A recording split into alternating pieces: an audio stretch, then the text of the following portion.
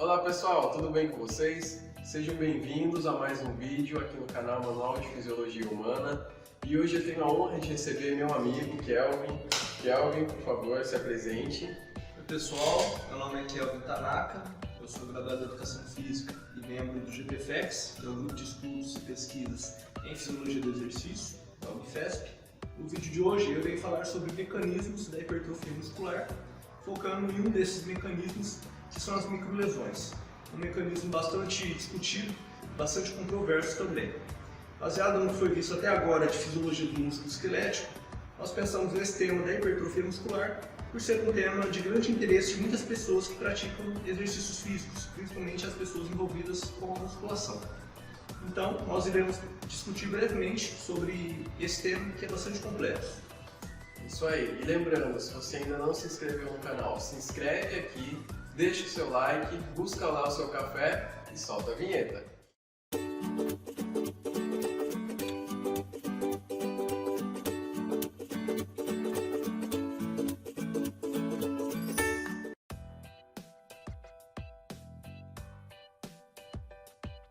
A hipertrofia muscular pode ser definida como um aumento da área de secção transversa das fibras musculares, consequentemente levando a um aumento da área de secção transversa do músculo esquelético. Este ganho de massa muscular é um objetivo bastante comum com pessoas que praticam exercícios físicos. Dentre essas pessoas, principalmente as envolvidas em musculação, nós temos atletas de alto rendimento, fisiculturistas no geral e também diversas pessoas do dia a dia envolvidas com a prática de exercícios da musculação. Um aspecto bastante importante em relação à hipertrofia muscular discutido atualmente na ciência é a questão do balanço proteico. Esse balanço proteico é determinado basicamente pela síntese proteica e pela degradação proteica. Quando esses mecanismos de síntese proteica predominam-se sobre os mecanismos de degradação proteica, favorece a ocorrência da hipertrofia muscular, ou seja, favorece o indivíduo ganhar massa muscular. Então, quando ele está com esses mecanismos de síntese predominando sobre os mecanismos de degradação, ele hipertrofia, ganhando a massa muscular. Então, um aspecto bastante importante em relação à hipertrofia muscular é essa questão do balanço proteico. É dada uma grande atenção em relação à síntese proteica, em estímulos que potencializem esta síntese proteica. Dentre esses estímulos, os mais discutidos são a nutrição e o treinamento na musculação. Sabe-se que o treinamento na musculação, os treinos de musculação, são um potente estímulo para o aumento dessa síntese proteica e também para a hipertrofia muscular. Uma questão que ainda não é bem estabelecida na ciência ainda é por quais mecanismos fisiológicos o treinamento na musculação gera essa hipertrofia muscular. Dentre estes mecanismos, temos mecanismos primários e mecanismos secundários bastante complexos que foram propostos como fatores que levam à hipertrofia muscular. O mecanismo das microlesões, ou dano muscular, é considerado um dos principais mecanismos. Entre professores e praticantes de musculação, também é bastante comum ouvir sobre a importância das microlesões. Comumente é falado que a prática da musculação leva a microlesões no músculo e ele então hipertrofia com este estímulo. Por tudo isso, vamos focar nossa discussão neste mecanismo. Esta figura ilustra alguns mecanismos que o exercício físico leva às microlesões. O dano muscular está geralmente associado à fase do movimento que alonga o músculo durante os exercícios, ou seja, a fase excêntrica do movimento nos exercícios da musculação. Alguns mecanismos fisiológicos que levam a danos na estrutura do músculo esquelético é a tensão mecânica e proteases ativadas pelo aumento das concentrações de cálcio. Alguns sintomas associados ao dano muscular são a redução da produção de força, redução da amplitude de movimento nas articulações, o aumento do processo inflamatório, o aumento da dor muscular, aumento dos níveis da enzima creatina quinase e mioglobina no sangue, e um inchaço celular prolongado após a sessão de treino. E qual seria o papel do dano muscular na hipertrofia? Será que quanto maior a dor que o treino causar na pessoa nos dias após a sua realização, maior serão os ganhos de hipertrofia? Será que se a musculatura não ficar dolorida depois, o treino não foi efetivo? Já foram propostos na ciência mecanismos potenciais que este dano muscular influenciaria para gerar a hipertrofia muscular. Alguns deles são em vias de sinalização por células inflamatórias, na modulação das células satélites, na produção e sinalização celular do fator de crescimento IGF-1 e através do inchaço celular. Porém, apesar de alguns desses mecanismos potenciais terem sido propostos, e apesar de acreditar-se nessa relação entre dano muscular e hipertrofia muscular, uma relação direta entre estes dois ainda não foi estabelecida, não tendo evidências de que o dano muscular seja necessário ou de que aumente a capacidade hipertrófica do músculo. Essa ideia do potencial papel anabólico do dano muscular vem principalmente de estudos que exaltam os efeitos e a importância da ação excêntrica na hipertrofia muscular. Porém, há explicações alternativas para isso, como por exemplo uma maior tensão mecânica durante essa fase excêntrica do movimento e um recrutamento seletivo de fibras do tipo 2, que são mais propensas a essa hipertrofia muscular.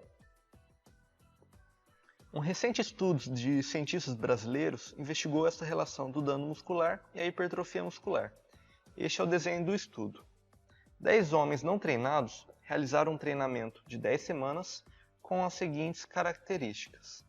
O treinamento teve uma frequência de 2 vezes na semana, foi composto pelos exercícios de leg press e cadeira extensora, 3 séries para cada exercício, numa faixa de 9 a 12 repetições máximas até a exaustão, não saindo desta faixa de 9 a 12, e 1 minuto e meio de descanso entre as séries do treino.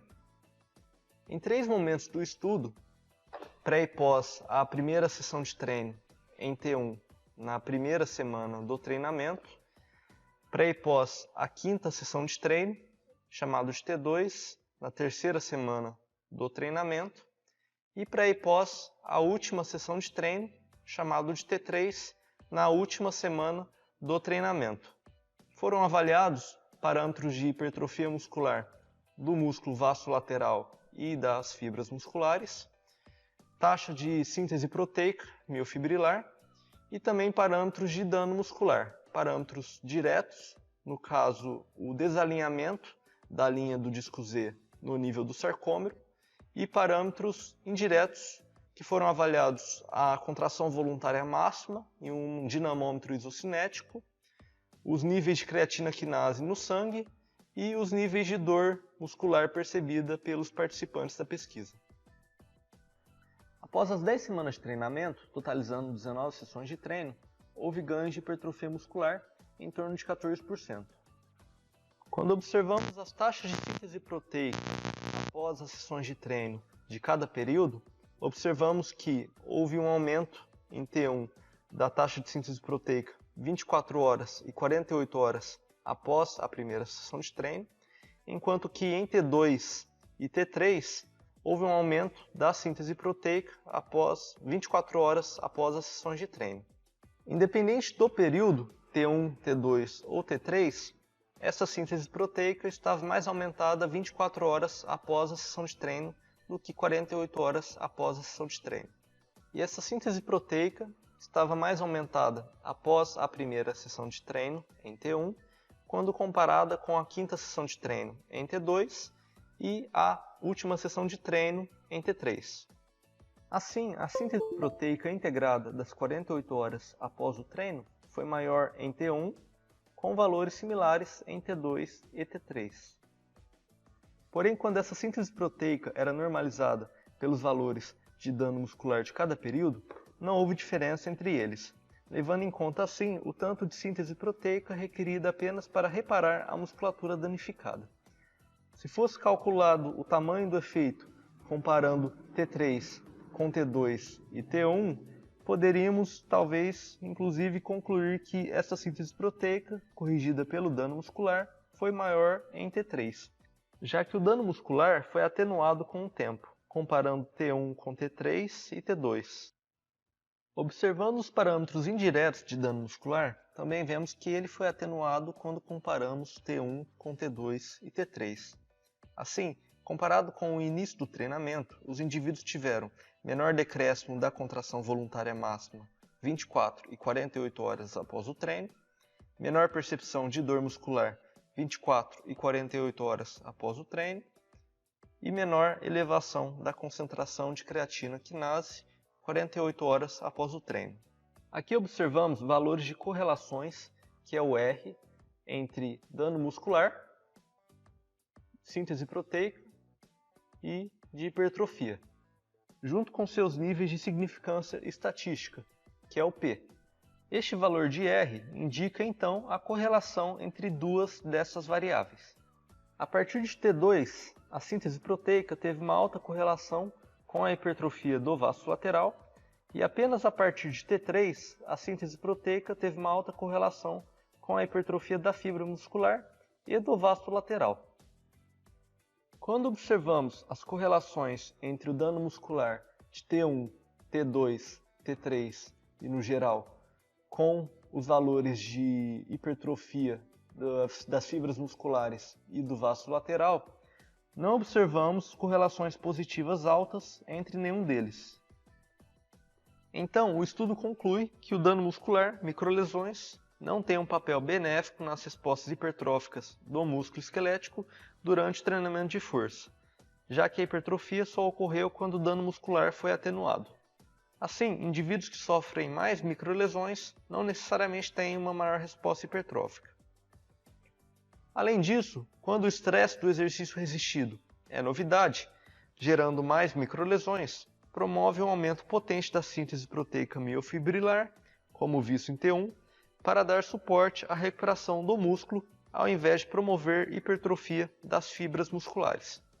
Esta resposta inicial da síntese proteica ao treino resistido rapidamente é diminuída com a realização de alguns treinos, como visto em T2, e vai sendo mais direcionada para dar suporte à hipertrofia das fibras musculares à medida que as microlesões são atenuadas, como visto em T2 e T3. Dessa forma, o dano muscular, que frequentemente é considerado como um mecanismo primário da hipertrofia, não parece ter um papel tão proeminente como se pensava na ciência e como muitos praticantes de musculação ainda pensam.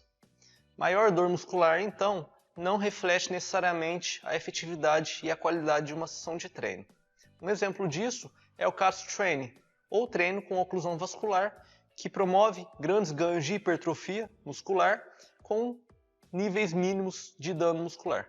Bom, eu gostaria muito de agradecer a presença do Kelvin. Kelvin, muito obrigado pela aula.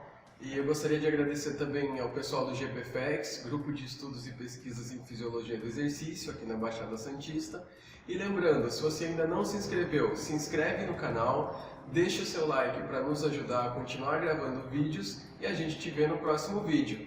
Até mais! Muito obrigado.